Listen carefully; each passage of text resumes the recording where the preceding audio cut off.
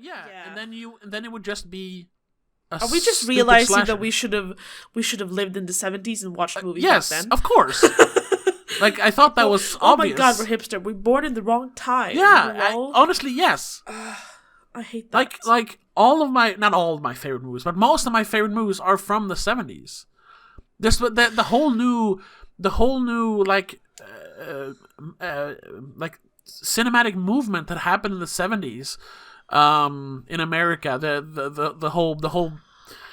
The new wave of young directors, Steven Spielberg, Scorsese, Francis Ford Coppola, Dennis Hopper, the actor and director Dennis Hopper. All these people came up in the 70s and created their masterpieces in the 70s. So, whatever we say, the best work has already been done and nothing will ever top it.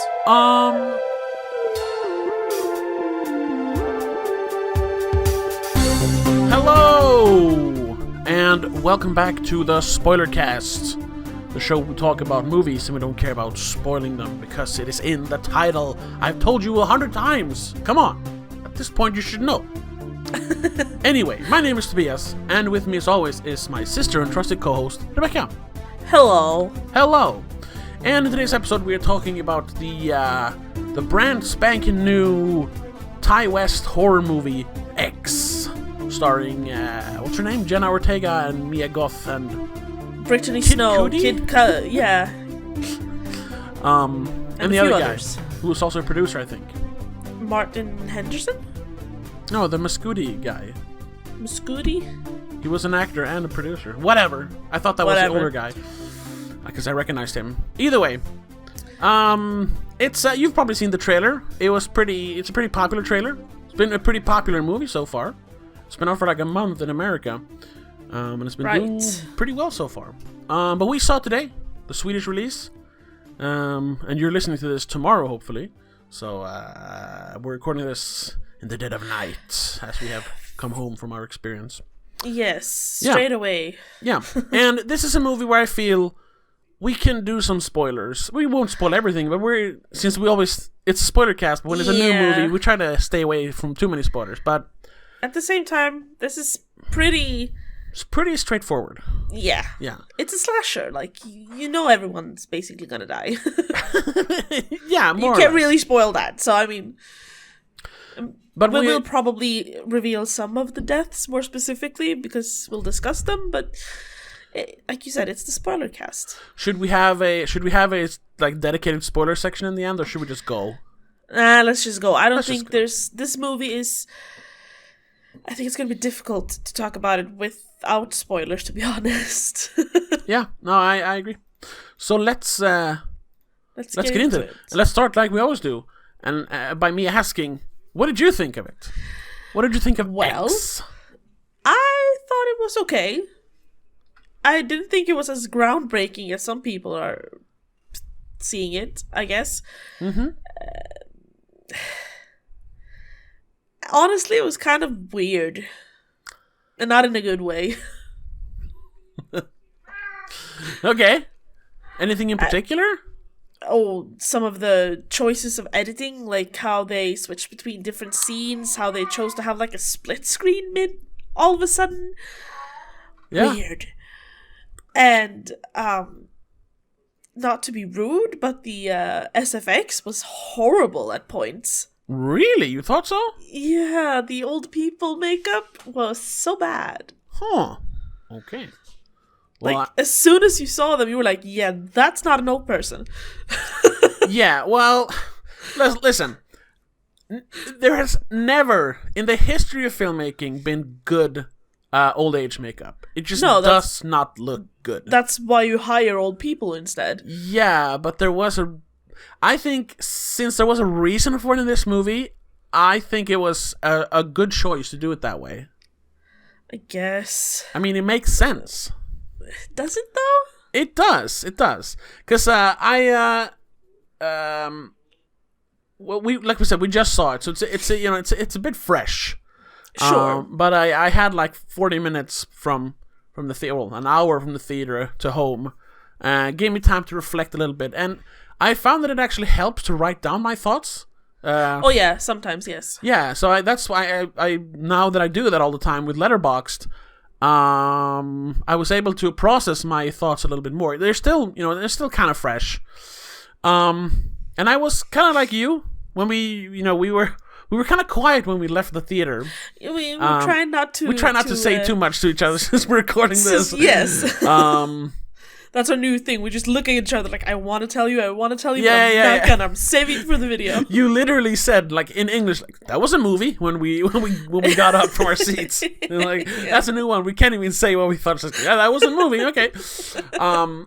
Yeah. But I was my thoughts are similar to yours, because while I did like it, I liked it more now than when we left the theater. I mean, that's how much I've ruminated in only an hour. Sure. But I still, like, comparing this to Texas Chainsaw Massacre, like I wrote in my Letterboxd review, it's not fair to the Texas Chainsaw Massacre. Well, no. Because that's a much better movie. Wait, you mean the original, right? Oh, yes, the original. Yes, we will talk about... Let's talk comparing it later. to the new one as well is not really fair because the new one is so bad. Yes, well, we'll talk more about that later because we have two Texas-based slasher exploitation movies this year. Yes, one is terrible and one is pretty good.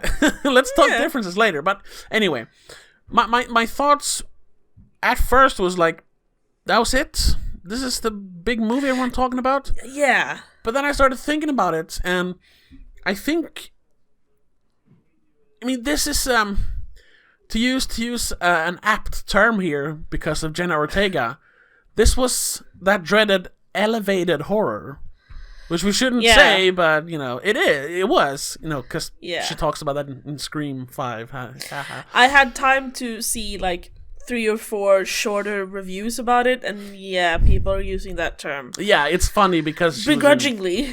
But because horror is just no horror. one wants to use that. There's different it's stupid. There's different qualities of horror, but you can't say elevated horror. No, it's just more money, more production value. Exactly, it's just horror. But I just I've been babbling on. Sorry. I think that instead of just making a like sleazy 70s inspired exploitation horror slasher movie, Ty West, the writer and director and producer, he added in themes and ideas and commentary on different things that is what people call the quote unquote elevated horror. It's not just like crazy people killing people, to kill. There's something there's else a reason. There. And I guess that's why they're comparing it to movies like the Texas Chainsaw Massacre, because it's not just a horror movie. There's more, or it's not just a slasher exploitation. There's something more there. But I don't think this is as good at it. See, it's both a little too subtle at certain times and a little too on the nose at other times. Yeah. See, my thing is, I'm not sure I understand what the depth in this movie was. Or is, I suppose. Well, there's a surface level depth that there's like a, age thing. Yeah. But that doesn't feel deep enough, I suppose. No, yeah, and that's my main problem with that, because there is that, which it's kind of funny that it's the whole which is a big thing with the corruption of youth, which the pastor on the TV keeps talking about. But there's also and in a way the actions or the things that happen, the events in the movie do show a corrupted youth, but not through the sexually liberated young people who are shooting a porno in an old shack. It's showing it through the old people, and that's, I think, is kind of clever, because I'm not sure I follow. The old lady, and here's where they needed to focus more on that aspect, I think. So you kind of have to read between the lines a lot, which it's both good and bad. That it's a little too. It didn't dig deep enough. That's my problem, because Pearl, the old lady, the wife of the house owner. I guess she's a house owner too. Whatever. She talks early on when she meets Mia Goth's character Maxine. She talks. She mentions. She talks about her youth and stuff. How they were so in love, and she was going to be a dancer, but then 2 world wars ruined. Took that away from her because there wasn't time to dance during the war. Huh? Necessities were more important. Yeah, exactly. Focus on the things you need to do instead of what you want to do, I suppose. Yeah. And since her husband was in 2 world wars, their life had been, what do you call it? Präglat. Imprinted? Yeah, it's been it's been a struggle, and like their youth, their innocence was lost because of what happened in the world. Life kind of got sidelined, and they had to just focus on surviving, I suppose, more than living their lives. Yeah, part of that. And then when she sees these young people, obviously that like made her both her age. She's not all there anymore because she's so old. I mean, she must be like in her 70s, 80s. They you know what they look like, which is what bothered me the most. They look like Grandpa from Texas Chainsaw Massacre. No. They look like in these old early 2000s movies / maybe late 90s vampire movies where the vampires are dehydrated. Yeah. Sure, yeah. You know what I mean? Like Dracula 2001. When he hasn't had a drink yet. Yeah. They look they kind of look like the Draugr from Skyrim. Yeah. The old corpses, yeah. It's just... Yeah, but it's to show how age has ravaged them both. Sure. But her the most, I suppose. But they almost looked like mummies. They looked like they were supposed to be dead already. Yeah, but I guess that's part of the homage to make it a little about obvious. Losing your beauty and stuff. Yeah, and a homage to like Grandpa from Texas Chainsaw Massacre, kind of bad, but still not bad old age makeup. But anyway, so she is. They talk about this in the movie as well. That she is. You mean Pearl? She's like. Seeing these old people, especially people not just staying there to live there, but like shooting a porno, being very very very alive, very sexual, like being young is making her jealous, basically. Like to see all that she wasn't able to experience in her life, that what was lost in her youth. Yes. That's why she's killing them. But there's also this. She's she's admiring them as well. Like when she lies down next to Mia in the bed, or next to Maxine. Maxine, yeah. Name. Which now that you think about it, those scenes are very well shot since it's the same actress doing both parts. Yes, when you don't think about it at all. That's very. But I mean, there is a stunt double, so perhaps. Of course. But it looks. There was a. It looks very good, Sure. The effect shots like that. And that tiny detail about how Pearl is so especially interested in Maxine because she reminds her of herself more. Yeah. Sure, that gives it a little bit of depth. But at the same time, it's but what do you want to do with her? Do you want to keep her as a pet? Or do you want to kill her eventually? That's where we needed a little more depth, a little more exploration of the theme. Like, we're not really sure, because they have captured people before. We've Jenna Ortega's character, Church Mouse, whatever her real name is, I don't remember. I don't remember the character name. They keep calling her Church Mouse. Lorraine, yeah, Church Mouse. Yeah, she finds an old desiccated or decimated body in the basement. Also, they hint at it every time someone is... Jesus, my cat is jumping on my computer. Please don't turn it off. Sorry. Jesus Christ. Every time they show a missing poster. Yeah, exactly. So it's young people missing. Yeah, and they show it at apt times, sort of to make you think about it. Yeah. Is something happening? So there is because who's usually the victim in movies like this? It's young people. Well, yeah. And here it's not just the crazy hillbillies who hate them young folks. There's more to it. I mean, sure, at times, a little bit.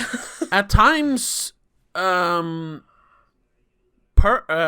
and her husband, whatever his name was, Howard, right? They're almost like not sympathetic, but you can but you can understand them. I mean, because they're both kind of like they're feeling their age. She she keeps wanting them to make love, but he literally can't because his heart is gonna give out. He's afraid he's gonna have a heart attack. Yeah. Which funny, later he gets scared and dies from fear because his heart stops beating. He does not have a heart attack when they have sex. No, that's true. And just a thing like that. That sex scene between them two, while it's kind of disturbing since they've just killed a bunch of people, yeah, it's still not portrayed as something like just lock it in somewhere. I'm talking to my sister's cat. Yeah, sorry. It keeps ruining me. I mean, it even turned off your computer once during your recording. Oh, it's done it a few times. Yeah, I don't like it. Anyway. I mean, it's not portrayed as something like disgusting, even though it's usually when old people have sex in movies, it's kind of weird. Especially when it's like oh, it's gross because they're old, But here it's not portrayed like that. Even though they're literal monsters, it's still portrayed as something like beautiful. So it's interesting in that way. I don't know if it gives the characters portrayed depth. I don't know if it's portrayed as beautiful, but it's portrayed more. Well, as not gross, then I suppose. As natural. Natural, yeah. Well, that's the same thing, I suppose. I don't know if I agree with that, but yeah, I still find that scene was kind of gross. That's also a thing. There's this whole crisscrossing, of sex and death in the movie. Yes. And definitely between I love how they keep intercutting between the porno that they're shooting and real life situations that kind of mirror the porno scene. Oh yeah. And also later in the movie, like how the first murder in the movie is it's literally shown as a sex scene in a porno movie. Yeah. To kind of which I think speaks a lot to because both because porno is very exploitative. We all know that. They're like that most shoots behind scenes. It's not the there's some people are always not going to be comfortable and really happy with what's happening. No, they get paid, in general, the industry is not the best. Yeah. To the performers mostly. Yes. And this is something that's part of what people don't like about it. But also, of course, the gratuitous nature of it. The exploitation of people. And all those criticisms can be applied to horror movies as well. Oh yes, it's the exploitative, the exploitative nature, the gratuity. It has been exactly especially in the 70s and 80s. Yeah, they even talk about that this is going to be they're talking about video before it's a thing really. In the 80s, then we had in England or Great Britain we had the video nasty stuff going on. Yeah. Which another movie from last year, pretty good movie called Censor, commentated on, from a different viewpoint than this, but still in an interesting way. Okay. So a little tip there: watch Censor, pretty good movie. Where was I? Right. So yeah. So and also, especially when it comes to low budget. Little independent movies like they were in the 70s, how sometimes the cast, mostly the cast, but mainly all the crew really, but mostly the cast was treated very poorly. Yeah. I mean, even movies in general, when on certain shoots, of course, the cast is treated pretty poorly. There's even that shot early in the movie when they stop for a truck has hit a cow. Yeah. and they intercut between, which is kind of on the nose, but it's also funny. They do one of those weird like triple cuts, between the people in the van, the gang who's shooting the movie, to a bunch of cows on a field. Yeah, they're literally comparing them to cattle. Like they're just animals that we use to make a movie, to make entertainment. So there's that whole mirroring or crisscrossing of ideas between porn and horror. See, I didn't see all that when I watched the movie. No, but it was there because I started thinking about it afterwards. Sure. Does any of it ring true when you hear it? I guess. Or do you think I'm overanalyzing? I'm thinking you're overanalyzing a little bit. Okay. Because sure, that's possibly what was the point of of those. I think it's 3 or 4 times he does those like triple cut thingies. Yeah. But they were just like. I liked them. I didn't like them. They also like literally reference it in the movie when the camera guy, the director and the writer, I suppose. RJ or whatever. RJ, right. When he talks about like he's gonna do like some creative editing to make it look more expensive than it is. Avant-garde. The French are doing. Like the French are doing, yeah. And then we get some like weird kind of avant-garde editing later in the movie. Yeah. Both with the split screen and with the triple cut thing. Yeah. Just yeah. You know. But the same. That's just a little Easter egg, though. Yeah, that's what I'm thinking more, because the things that you're seeing in those triple cuts are too discreet, I suppose. In the rest of the movie, like, they're not explained at all, really. They're just there for, those who watch it with a little bit extra of attention will notice. Yeah. And I mean, that's why I think it's better than general movies, because it speaks to the ones who are actually clever. No, not just that, but that it isn't just trying to be dumb entertainment. There is that's true. More thought put into it. Sure. But there's also a bit of dumb entertainment in it. Yeah, of course. Like the violence, like the murders in the movie. They're straight up slasher kills. Like when underwear's guy, whatever he's called. I don't remember producer dude. The producer, yeah. Wayne, right. When he's 42-year-old. Yeah, exactly. When he's looking through the holes in the barn, you know exactly what's gonna happen. Like, because it's just like a Friday the 13th movie. Someone's gonna shove like a spike, or in this case, what's it called? Hay fork? Gaffel. I don't know what it's called. Actually. I don't know what it's called. Yeah. The one you pick up the fork you pick up hay with. Yeah, it's called gaffel in Swedish. I don't know. The trident thingy. Yeah, exactly. Like, it's perfect. Like, there's even 3 holes that he's looking through because she's already poked it through to make sure. Yeah. And like the first kill, I mean, she literally decapitates the guy with a knife. It's disgusting. And, sure. But that's why that's the gross, gratuitous violence / exploitation entertainment that you watch horror movies for. Yeah, I'll give it that. It was bloody and gory well enough. Yes, to fit the mood, so to speak. Yeah, like we watched this in like a mainstream cinema, a big multiplex cinema. Yeah. Like the second biggest in Sweden, I think. Not on the biggest screen, but on one of the bigger screens. And, like, when did we last see gratuitous violence like this in a mainstream movie?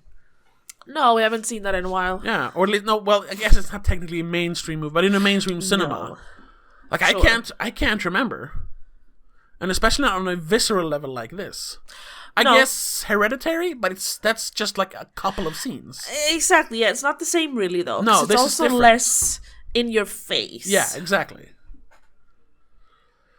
And that's 5 years ago. Midsummer, perhaps, but again, that's just it's done one or more two tastefully. Scenes. Yeah. Except for that one scene. Well, yeah, sure. Wait, which one are you thinking of? When they're jumping off the cliff. Oh, sure. I was actually thinking like the first shot in the movie when you see the little sister with the hose taped to her face. That one is fucking disgusting. It's not talking about that movie. There's no blood in that scene, but it's even grosser because of it. Yeah, because I don't know. That feels more realistic somehow. Yes. I suppose. The murders in X are just murders. It's straight up slasher movie murders. Exactly. And they're fine. It's that, woo, yeah, murder kind of feeling, And you have a few, like, jump scares, but the jump scares are not the murders. They're just there to, like, amp up a little bit. They're fake out jump scares. Yeah. Which is kind of funny. That they're okay. But they're put in there because, he put them in there because slasher movies have fake out jump scares all the time. Like, but also, they're not those stupid fake out jump scares. They're not the ones where oh my god, if he closes the mirror, there's gonna be someone behind you. It's not that kind of one. It's actually a good one. Most of them, at least. Yeah, exactly. Like, there's thought put into it. Yeah, I liked that, but at the same time, I'm kind of over the entire 1970s flashback retro-esque movie style. Like come on, we've been doing that for the last 5 years. Oh, more than that, yeah. Oh, we've been. I'm done. If you could do this kind of slasher nowadays in a modern setting instead, like you don't have to put it in the 70s to not have cell phones if that's the issue. Yes. That's a good point, because that's something I didn't write that in my review, but I thought about it. Like, it's kind of sad because people are talking about this like a new horror classic, and I don't. Yeah. We'll have to wait and see. It has potential, but I don't think. Sure. I don't think it's going to be a new horror classic. It's too much of a. I don't want to use the word, but copycat almost. Yes, and not copycat. You know what I mean? Yeah, exactly. I know what you mean, and that's the problem. I think it's kind of sad that. It's original, but it's not original enough because it is trying very hard to pay homage to the old classic slashers. Yeah, but also that... Try and do it in your own way, and that would be more interesting. Yeah, and also the fact that all those classic 70s horror movies that you think of when you think of this, like Hills of Ice, Texas Chainsaw Massacre, Last House on the Left... Even because of the whole movie element, like Last House on Dead End Street, which is a cool one we should talk about sometime. All those movies, well, I guess Last House on Dead End Street is like 1980, but whatever, the 70s kind of movie. Yeah. I mean, this is 79, so exactly, literally. They're all contemporary movies. They all take place in the time. 19s. Exactly. So I wish we had a modern horror classic that is contemporary, that isn't a period piece, because it's like we literally have to make a retro movie to make it a modern classic. Yeah, but I mean, it's also understandable because the way the film industry is now. Like there is no like nothing about the world as it is now. Lends itself to make classic movies in. Like the last time we recently talked about one of the best movies of this year, which might be the best movie this year, Licorice Pizza. Oh yeah. Yeah. Well, that, and I think I actually said like it has potential to be a modern movie classic. Once again, it takes place in the 70s. Yes. Like. I'm over the nostalgia trip. That's it, though. Yeah, but even though Licorice Pizza was really good, exactly. They don't love that movie. They don't. But they don't use nostalgia as a crutch. No, and it's not like it's been done 100 times over. You haven't seen that kind of movie set in the 70s 100 times over, but we have seen horror slashers or horror movies in general. Yeah. In the last years, set in the 70s. Yeah. I mean, it started with fucking Stranger Things. Oh no, it started way before. Sure, that. but like that's when the mainstream hit it. Yeah, sure, but I mean, you can. I would say that you can trace this back to like 2005, even further if you want to, when Robert Rodriguez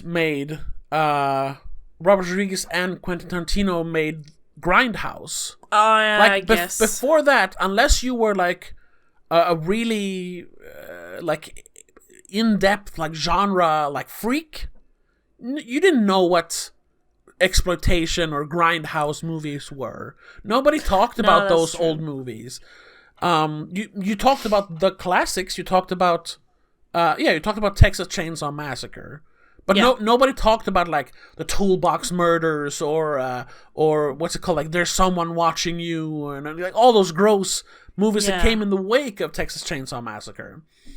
Or like I Spit on Your Grave, which is kind of a classic, but still. Nobody talked about those movies. Nobody talked about grindhouse or exploitation. It became a thing because they wanted to make the what's called Planet Terror and Death Proof, which were their homages to grindhouse cinema. And after that, it wasn't just an explosion of that kind of film. But I'm talking specifically about the 70s. No, but that was the 70s. I don't remember that. You had so many movies after that tried to recreate that effect. You know, the cheesy music, the bad editing, the grainy picture. I guess. They even like try to do it in like contemporary movies, which was weird when they were like shooting it on video, but they put a like grainy like 16mm filter over it. It looked terrible. But yeah, and then of course became 80s nostalgia, because our generation, or I guess the generation before us, grew up in the 80s, so of course they want to think about the 80s more. Sure. And they're definitely, it started before, but it really exploded in the mainstream a few years ago with Stranger Things and like Super 8. Yeah, around that time. That's when the mainstream explosion happened. It was like, so we've done it for a while now, and I'm done. I'm so over it. This movie could have been even better to me if they decided to like go off the grid to shoot this movie because they don't want to be disturbed. They don't want to let people know what they're doing, kind of thing. That's why they chose to go out in the rural Texas, and they chose to leave all their phones like on plane mode or whatever. And once shit hits the fan, probably not gonna be able to get to your phone. So like you can get rid of the phone aspect, because that's what I feel like people are doing the 70s for, because they don't want to have the cell phone out of it. But you can cut that out. You can just don't mention phones, and people will kind of forget about it. I know, but there's also especially people slightly younger than us, because these are supposed to be like they're supposed to be like your age, like mid-20s. Yeah. Or even a little bit younger. Some of them are younger, yes. Yeah, like you couldn't make this movie in a contemporary setting. Perhaps what's the not. fuck's that movie? Perhaps not, but there's a Swedish movie, or I guess Swedish American movie. If you want to talk about like if you want to like comment on like the porno industry, which this is partly doing. Sure. The fuck's that movie called? I haven't seen it, but it's so completely different. Like no one would go out into the sticks of Texas to shoot a porno anymore. They'd Airbnb an apartment in Los Angeles and do it. I guess. Like it, and what would the horror be? Then you would have something like, I guess the closest thing, not the porno aspect, but the modern aspect of it. The closest we have that isn't just straight up trash is like The Rental, which we talked about last year. Yeah, I was about to say that, The Rental. Yeah. Yeah, but that worked. Then you even had some of the sex scenes and stuff with it. Sure, but that movie, it's completely different.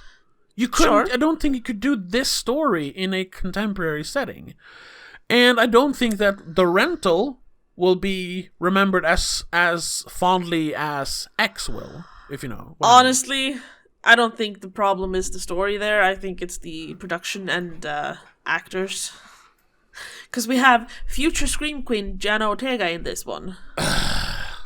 Do you think so? She is definitely being marketed as a new Scream Queen. Well, I guess she's a bit of an industry plant then, because I don't think she has it. No, I don't think she has it. Definitely not. But like the trailer is her screaming. Yeah, which is kind of funny. They make her out to be sort of the main character, which she is for a while, because she's she's a typical final girl. Yes. They don't explicitly say it, but she's like kind of like she's virginal. Is that a word? Yeah. They don't actually say that she's a virgin, but she has the feeling she's the one who's kind of grossed out by the porno. Yes. But then she's later corrupted by it, Yeah. Well, also a nice detail. They kind of flip the old, like, trope that, the people who have sex first die first. Yeah. The only person who doesn't have sex dies first. Yeah, that's true. And that's another thing. Like, it evoked feelings of those tropes, but then it didn't actually do it. No, that was a good thing. I like that they kept the tropes in there, but they flipped them. Yeah. Same with, like, the black guy dying first. No, he didn't. Ryan Johnson should watch this movie. This is how you what's it called? Oh shit! No, what's the thing he's known for? He wants to. Ryan Johnson? Not pervert the audience expectations. He wants to... I'm not sure what you're talking about. The whole thing with The Last Jedi, that he wanted to... people expected this to happen, so I did the complete opposite. Okay, the fuck was his quote? He wanted to... whatever, you know what I mean. I know what you mean. Yeah. I understand it. This actually did that. Like, you expected, like, oh, they're having sex, they're gonna die, but then they didn't. Yeah. The little nerdy director guy who didn't have the only one who didn't have sex died first. Exactly. I mean, he literally probably didn't get laid. Yeah. On this trip because he was a because he was acting like a fucking pussy. Bitch. Like a bitch. Yeah. Or the fact that the creepy hillbillies were actually kind of compassionate, and even though what they're doing is wrong, they're murdering people. You still understand them as characters, and they have more depth than just crazy hillbillies, Yes, but we're still missing some of that depth. We didn't explore. This is a movie where the runtime could actually be a bit longer. I talked about... I think it doesn't have to be longer, but you could definitely cut down on the first act, because the first act is the whole porno shoot. I would say. Yeah, like, we kind of don't need to see that, like, shooting the sex scenes, and then, everybody's celebrating. That's the first act, really. Yeah. You could cut that down, because we have all three girls shooting their scenes, even though the last one is very short, but still. Yeah, I mean, it's improvised, so. And I guess there is a point to show that each of them have sex, just so we then can revert... have that expectation of, they're gonna die, but they don't. I mean, they do, but they don't. Not at first, at least, Not all of them. So you need to show it. But you could definitely shorten that down by like just 10 minutes or something. And add 10 minutes to the third act and have explore Pearl and Howard a little bit more. Yes. But I also like that you never have either of them like professing like, oh, you damn kids. They do it a little bit, but it's not overly done. I don't want them to explain it to us, but perhaps we could have had more of a, have a scene where one of them goes down into the basement. We don't get to see what they're doing, but just have them be down in the basement, so we know that they have something down there. Yeah, sure. Because the only time they like hint at it in the beginning is the whole flash forward, I suppose, or the like present time thing. Yeah. Where the cops are examining the house. They go down into the basement. You need to see what's down in the basement. And they make it sound like that's supposed... Fucking Chekhov's gun here. They make it sound like there's supposed to be something, so super disturbing and disgusting. But compared to what we see in the rest of the movie, the basement isn't that disturbing.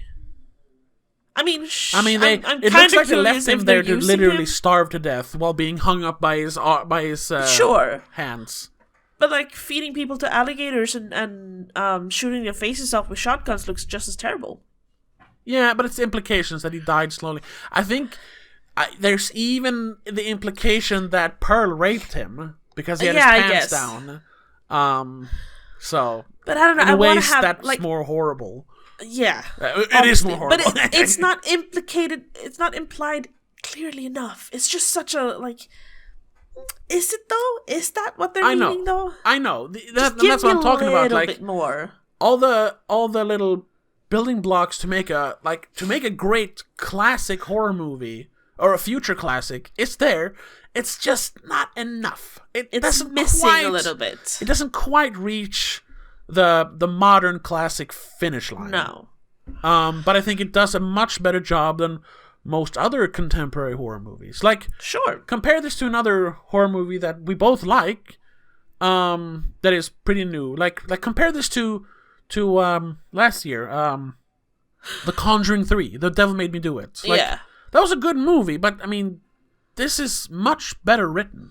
Yes. There's much more to think about, much more to ruminate. That movie is just, love conquers fear, which is a good thing, and it's a good movie, but it's, But it's not that contemplative. It's more of just a popcorn horror movie. Yes. So there's definitely, between you have the bad, just stupid popcorn horror movie, you have the good popcorn horror, Conjuring, stuff like that. Yeah, there's Malignant, good popcorn. if you will. And then you come back to Malignant. That might be a modern horror masterpiece or classic. Finish your sentence and I'll come back to it. And then you have the classics. You have The Exorcist. You have Texas Chainsaw Massacre. Yes. And in between there's where X lands, I think.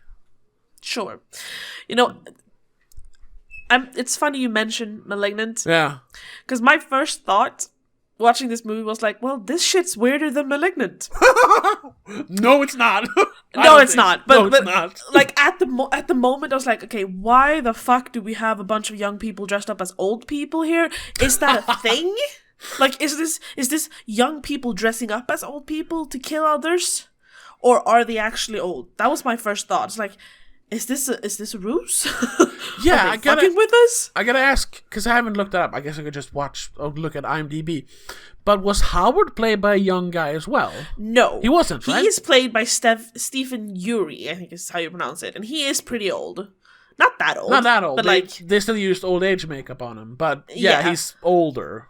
He's definitely he's born in older. 58, so he's older. Yeah. And he's done a bunch of like stuff where he has to wear green suits and SFX and stuff. So like, he's one of those actors. Ooh. He's not. He played Grishnak in The Lord of the Rings. That's another thing.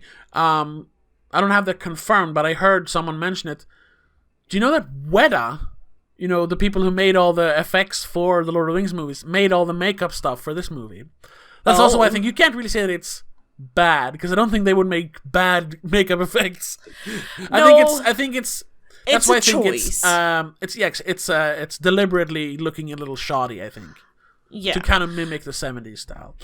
But that bothered me because it made me think like that was a point to it, that there was that they were wearing makeup in the movie, not just to shoot the real movie. I agree, because I thought like when the kids the pornos when they outright say, well, that's an ugly dude. It's like, yeah, is he wearing a mask? Yeah. Like, is it fake? When I saw him, I thought, oh, they just made an old guy look even grosser because he's supposed to be like the ugly, gross hillbilly, Yeah. Which they kind of did. Yeah, but when I saw Pearl, the thing I actually thought, because at first I didn't notice it, but after a while I was like, that's old age makeup. You could see it always the eyes. It's always there. Yeah. And the voice, because that's someone doing an old person voice. Mm-hmm.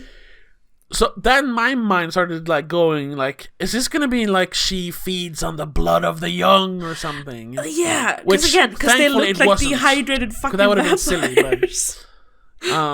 But that's where my mind went first. Like, oh no, it's gonna be one of those movies. Honestly, when she started like touching on Maxine, it felt like we should like probing it. Like, do I want to wear this skin? Yeah, kind of. And I'm glad they didn't do that. Well, if I bathe in her blood, will I be as beautiful as her? Like, yeah, exactly.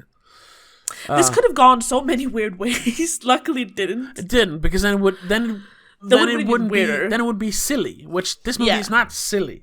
No, it's not. It has a few moments stupid, that I did. Like I said, I watched a few like short reviews, and I think it was what's his name, John Jaws or whatever. Jeremy Johns. Yeah. Apparently, people were like, I think it was him.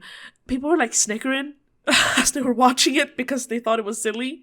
Like I laughed at a couple of things. I was sniggering as well, because But like, I mean, they're obviously having fun obviously at times at certain points in the movie, and they were doing things that were like, just have that silhouette there so people laugh at it because it's kind of funny that he opens the door naked. That's obviously supposed to be a funny moment to have. the penis in silhouette between his legs, like obviously. Yeah. Like that's why they cast him. Yes. I mean, in the porno. I don't know if it was his real penis, but if it was, good for him. Kid Cudi. That's I talked about someone called Mascudi. That's Kid Cudi. Yeah, that's his real name. They used his real name, Scott Mascudi. He was, because as an actor, he doesn't want to have his rapper name. I think. Yeah, well, he used to do that. Remember him in Need for Speed? Yeah. Remember Need for Speed? Yes. Oh my god. He was a producer in the movie as well. That's why I recognize the name. Oh yeah. Yeah, but he's credited as Kid Cudi, executive producer here. But it said Scott Mascudi in the whatever. Yeah. Yeah, so there were those moments. There were, and some of the dialogue. They were obviously. I mean, there were jokes in there, and I mean, they were made to be funny. They weren't like oversights. Yeah, like every good horror movie has jokes in them. So kind of like you need to lighten the mood at some point. Yeah, exactly. Because you that's one thing I didn't like about this movie. The very, very first shot, I did like the very, very first shot because that was literally shot through. It was a point of view shot through the barn doors. Yeah. Which made it look like a 4:3 shot. The classic square shot of old TV movies, or just old movies. But as they moved out of the barn, it became it's not quite well, it's a wide 16 shot, by 9, but it's a wide, it was slightly cropped. I don't know exactly what the aspect ratio was, but 16 by 9 it was widescreen. Yeah. That was a cool shot. I mean, like, look at this, it's a movie, Yeah. But then we had the whole opening sequence is basically the aftermath of the movie. And it's like a cold open. It was like, why? Without seeing the actual corpses, we see where they're placed. Yeah, and that's the whole, like, every horror movie nowadays has to have the scary opening scene to set the mood. Like, oh my god, it's gonna be creepy as fuck. Yeah, like, there's gonna be so many dead bodies. Old movies didn't do that, or at least not the most of them didn't do that. Like, it would start happy, jokey, and then gradually would get scarier. Bad example, I suppose, but because Texas Chainsaw Massacre actually has kind of a creepy opening. It has the shots of the desecrated graves. And someone but it's posting the bodies. But that's just one shot, Yeah, and it's not it's like not showing what's actually happening in the end. Exactly. It starts with the kids in the car. Scary stuff. Yeah, exactly. It's still separate from the actual events that go on later. Exactly, and I wish this movie could have started with. They didn't even have to have like a scary opening. Could have just started at the back when they just get in the car, basically. Yeah. However, also, I mean, you kind of could have skipped the fucking gas station because it's been done. I mean, sure, they added it because that's another homage. Every they used horror it more movie as a reason as well. Has that scene. Like, yes, it's literally, and they gave it more reason than just being a gas station scene. Yeah. Because exactly. They actually filmed. They did a bit of character development and stuff. Yes, exactly, which is good. Shit. No, I had something. And also, instead of just having missing posters, they had like, a lot of people need more money nowadays, so they rent out stuff all over the place. Yeah. And you see like ads for like, you want to rent a tractor? Yeah.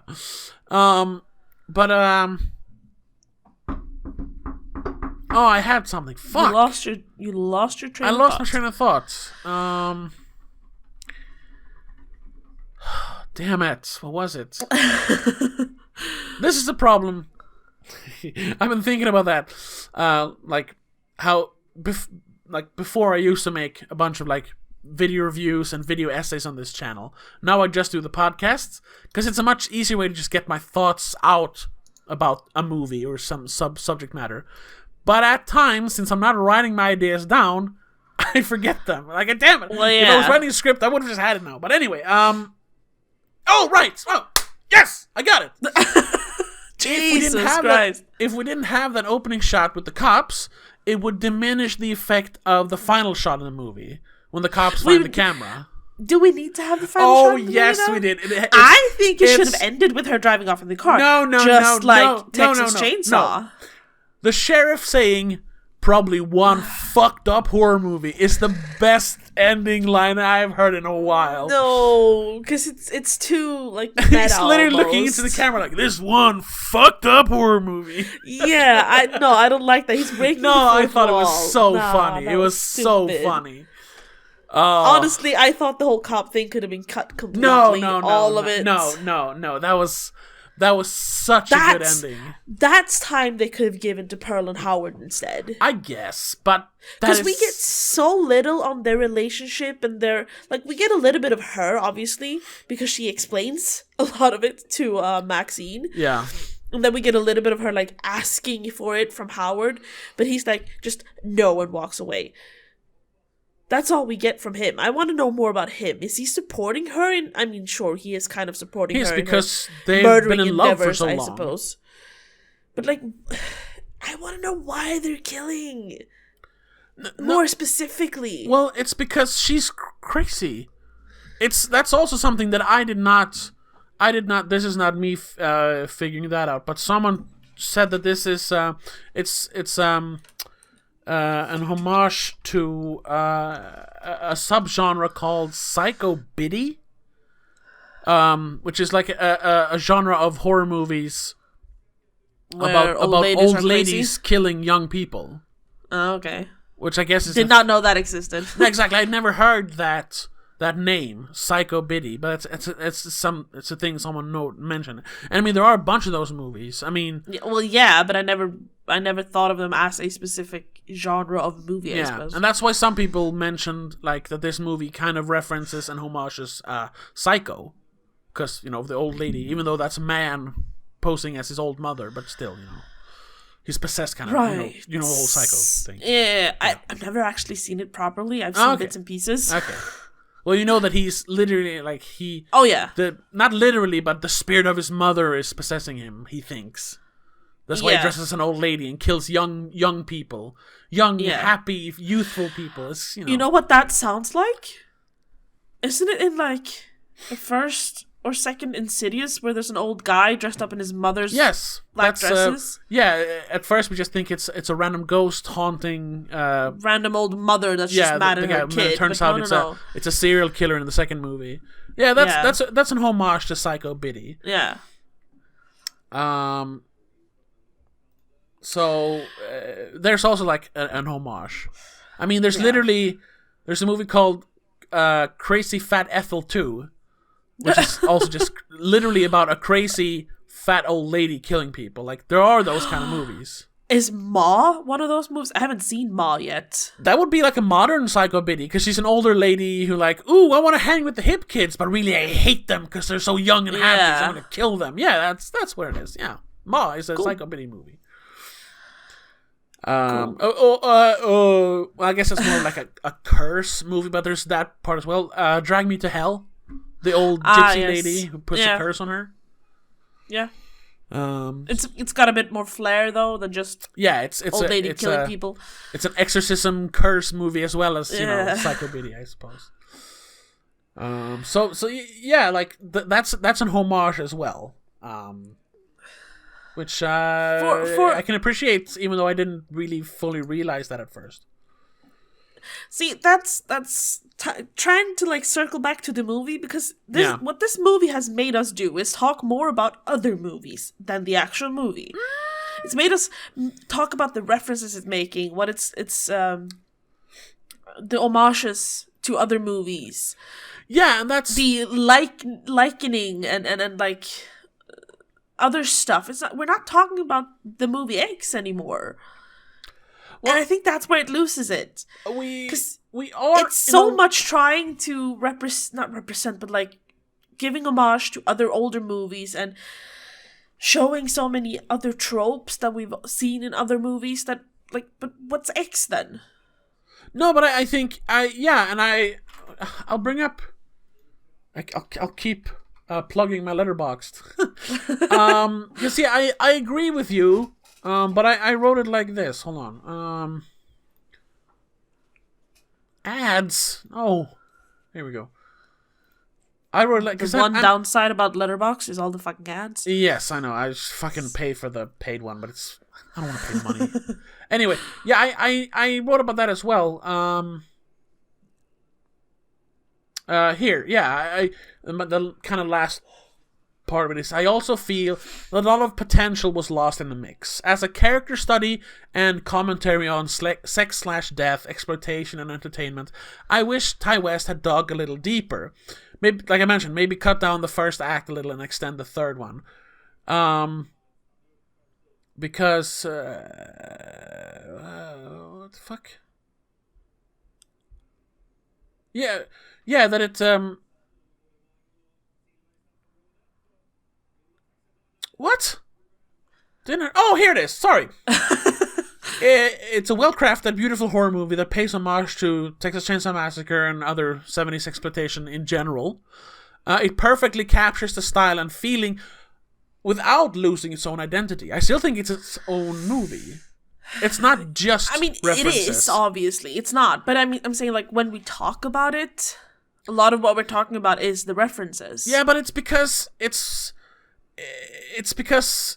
watching it, it's still just its own movie, obviously. Because I didn't think of any of the references as I was watching it. No, but the more I think about it, the more I talk about it, the more I'm realizing, like, reference. No, but it's reference. No, but it's not just. I don't think it's just references. Why we're talking about other movies is because we're comparing it. It's not that it is referencing movies, but it's more than just references. It's more than just fan service. Sure. It is commenting on those kinds of movies. It has its own story and themes. But we're of course comparing it to older movies because it's through history we learn about, you know. Oh yeah. The times as it is. That's just how we talk about movies. Like sure. Could we have talked more about the themes as they are displayed in the movie? Yeah, maybe. But once again, there's not quite enough there. No, it's missing stuff, and that's the problem. I think both of us, but maybe a little more you're being thrown off because it's clever and smart and well written, but not quite as clever and well written and smart as some of the other movies we watched recently. Perhaps, yes. Because you watched, however, properly for the first time this year, Texas Chainsaw Massacre. Yes. Yeah. So, and bringing it back to that, because we mentioned that earlier. Yes. Comparing let's it to finish with that. Texas Chainsaw Massacre, the original. First off, way better than anything else. Oh yeah. I'm still not a super fan of it because it's there's irritation moments in that too. Sure. Like I mentioned in our review of it. Yeah, you should check it out on Patreon. I don't remember if that's a free episode or not. I think that's a Patreon episode, actually. Well, perfect time to tell you, like, you should check out our Patreon, yeah. There's a lot of good conversations on there. Because the free episode, though, was about the new remake. The remake, Well, it's not a remake, it's fucking literally a remake. Legacy, requel, whatever. Fucking piece of I don't shit. remember the words. Texas Chainsaw from 2022, yeah. Yes. Exactly. That is a horrible attempt at homaging. Yeah, trying to be like, ooh, we're gonna remake this Texas Chainsaw Massacre. Oh my god, like, I just realized my whole thing about making it contemporary and like nowadays is that I didn't bring that up because I wanted to wait to talk. Yes, that's what it would be. Like, it's Texas Chainsaw Massacre with cell phones. Like, it's ruined, and like, but it's not the cell phones that ruin it. It's like the Tesla and the whole hipster. Yes, exactly. Let's quickly. Instelny, I can't think of the word. Yeah, the way they behave. Yeah, let's quickly go back into that discussion. Like I said, first of all, they would never go to an old barn to shoot a porno nowadays. They would also not be. Like, unless they're shooting a 70s themed porn. I guess, but then there's too many levels of homage reference, like, in the movie, I think. Also, like, honestly. that was deep. Yeah, it was deep. Because, and once again, I'm on the verge of sounding very elitist, but are there any, like, modern young celebrities, or like celebrities, because those are ones we see, people in general that are interesting, that have a personality, that have character. Like, I mean, I know what you're saying. Do you know what I mean? There's a lot of carbon copies out there. Yeah. Like, if they Everyone's were doing kind of the same. If they were doing a contemporary a horror movie, the lead girl would be like Addison Rae. And I'm like, that's charisma vacuum. That's not. That's like, just nobody, fucking plastic and void. The only people who want to see people like that on film are those kind of people. The TikTokers that's the only thing they want to see. This is me sounding like the old man yelling at the sky, but like, I don't want to watch TikTokers get murdered. Well, that would kind of be fun. You know, because just like bringing it back to like the 2000s movies. Yeah. Paris Hilton being killed in House of Wax is kind of fun, though. Yeah, but Paris Hilton has way more personality than today's like young superstars. She did it back then, though. No, she did. She sold shirts that said, "I watched Paris Hilton get murdered in House of Wax." Like, she was clever. She was just playing an idiot. Like, the TikTok stars today, they are idiots. I don't want to watch them in movies. Compare the TikTok stars to Paris Hilton. Paris Hilton is more like the Kendall and Jenners. Yeah. No, Kendall, what's her name? Kardashian and Jenners. Yeah. Kendall Jenner. Kendall Jenner, yeah. Because that, as much as I don't like them, at least they are more clever interesting. Marketing stuff. Yeah, they're more interesting than, what the fuck is that girl's name? Not Addison Rae, the other one who was like the first super mega star on TikTok. You mean the D'Amelios? Yes. Oh my god. What are those like people? A reality show nowadays that are trying to be the Kardashians. Yeah. What the fuck? How are they today's superstars? It's a disgrace. I don't know. Yes. I don't know how we got into that. Well, because we started talking about how a contemporary version of X would be. It would be horrible. It would be a bunch of influencers go out into the woods and like shoot TikTok videos. No, we do have. Yes, no, but we have young actors who would be powerful enough to do this. However, they have been cast in such high budget and like high value movies that they would never stoop to that low to make a horror movie now, because horror movies are viewed as a lower form of art. Yeah, which is bullshit. So like when we have actors like Timothée Chalamet, he would never do a horror flick. No, which is... Because he's an established actor, even though he's like, 25 or whatever? Yeah, which is sad, because just a few years ago, if this was shot in like 2018, he would have done it. Yeah. Because it's enough of a like avant-garde. But then he did Call Me By Your movie. Name. Yeah, exactly. He blew up, yeah. Same with, I guess, Tom Holland, who's also like curly-headed, stupid. But also, could you buy Timothée Chalamet as like a... Oh yes, it's like a happy-go-lucky guy who wants to shoot a porno. He would be he would be RJ. I guess, because he would be the artsy dude who gets high. But who would be Maxine? Like, do we have any? Are there any interesting contemporary like actors or stars that you could kind of have in a movie like this if it was shot today? Or not today, but if, like you said, like 2018, maybe. Yeah, but we don't have that anymore. That's why you can't make it. Because they all kind of grew up a little bit too much. Because, I mean, we had Emma Roberts. She was on the verge of becoming, like, a Scream Queen. Yeah, she was in a show called Scream Queens. Yes. A good show. First season. Then she... I don't know what she does now. She did that trope, and it kind of, like... I don't know, it didn't flop, but it didn't get as much praise as it should have. No. Because no one talks about it.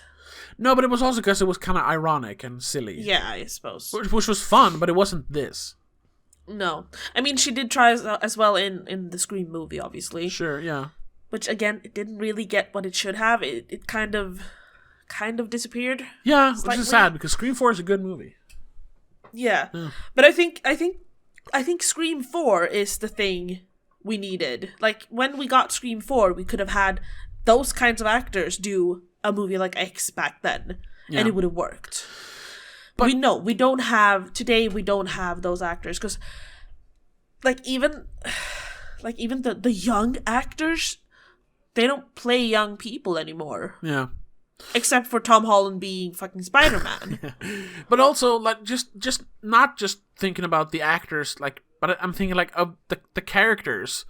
to compare it to a contemporary horror movie from this year, Scream 5. Like, yeah. Those characters in that movie are not like real people. They're movie people. Yes. You know what I mean? Like, yes. these characters in this, Maxine, Church Mouse, Wayne, whatever the other one was called, they acted like the way, young people acted back in the 70s. 70s, yeah. They were different. Yeah. Because they like which they also hint at. They'd been through more. I mean, what's his name? The male actor star, Kid Cudi's character, Jackson. Yeah, like he mentions that he went to Vietnam. He twice. went to war. Yeah, like. Kids these days don't have to suffer. No, yeah. Kids these days wake up and realize, well, I have to go to therapy because I'm sad. Yeah, exactly. Like if they were gonna go shoot a porno movie, it would literally become like an indie movie, like a feminist dissertation on the porno industry. Like nobody would go shoot a porno anymore. Yeah, I guess. Like you couldn't do this story in a contemporary setting, I think. No, and I mean, if you try to cut the porno stuff and just try to do a contemporary slasher movie, then it would just turn out like all of the other fucking stupid, destroyed slasher-esque movies, or like Unfriended or whatever, Unblocked or whatever it's called. Unfriended, yeah. And then it would just be. Are we just realizing slasher. That we should have lived in the 70s and watched movies back then? Yes, of course. Like, I thought that was obvious. Oh my god, we're hipster. We're born in the wrong time. Yeah, honestly, yes. I hate that. Like, not all of my favorite movies, but most of my favorite movies are from the 70s. There's the whole new, like cinematic movement that happened in the 70s, in America. The new wave of young directors, Steven Spielberg, Scorsese, Francis Ford Coppola, Dennis Hopper, the actor and director Dennis Hopper.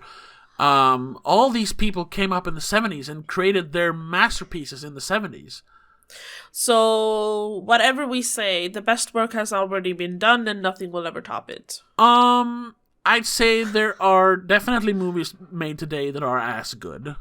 But not as many. Not as many. I mean, it's also because, it was always better before, but we also then don't mention all the hundreds of movies that no one remembers. Sure. It's just that, sticking it to you only remember horror classics. We've been desensitized because we've grown up with all the slasher movies. We know about slasher stuff. We have the horror movie rules that we need to follow. We know to fucking lock our doors because, yeah. Other we've seen movies where people don't and people walk in and then you die. Yeah. So life has ruined horror. Yes, like we're not. Fuck. Society as it is today, it's not.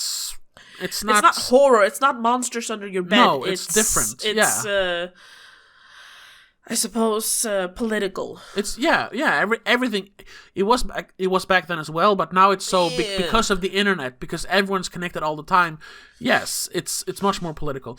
Another contemporary horror movie that is very of its time that I watched this year. It's on Disney Plus, so you could watch it too. It was pretty good, but not as good as this. Fresh. That was like a contemporary horror movie. Wait, that's the one with Sebastian Stan being a cannibal, right? Oh, you got that spoiled for it. Yeah, it's that one. Yeah. That's supposed to be revealed, but Yeah, no. Spoilers. Internet spoiled that for me. So. But the funny thing about that movie is that Instagram. it's almost embarrassed that it's a horror movie. Like for long stretches of time, it's like the first 40 minutes is like a romantic comedy.